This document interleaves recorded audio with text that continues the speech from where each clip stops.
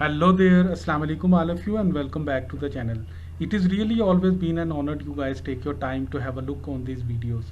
Today the idiom that we are gonna discuss about is accidentally on purpose.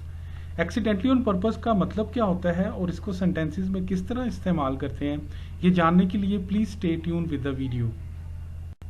देखिए accidentally on purpose का मतलब ये होता है जब कोई काम आप जानबूझकर करें और जाहिर आप ऐसे करें कि आपने जानबूझकर नहीं किया है। मतलब ये कि आपने कोई बात या कोई हरकत जानबूझ के की है, जानते हुए की है, लेकिन आप प्रिटेंड ये कर रहे हैं कि ये बस वैसे ही हो गया, मैंने तो ऐसे कहा ही नहीं था, मेरा ये मतलब था ही नहीं, लेकिन हरकत आपने खुद से की होती है।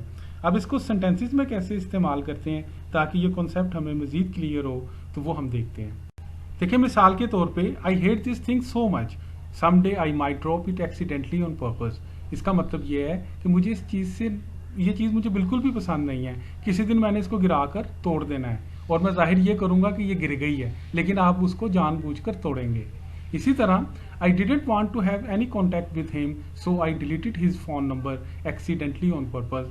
एक्चुअली मैं खुद ही उससे बात नहीं करना चाहता था, मैंने जानबूझकर उसका नंबर डिलीट किया हुआ है। मतलब ये है कि जाहिर वो ऐसे कर रहा है, यार आपका नंबर तो मेरे पास है ही नहीं, पता नहीं किधर चला गया, डिलीट हो गया, लेकिन वो उसने खुद ही डिलीट किया होता है।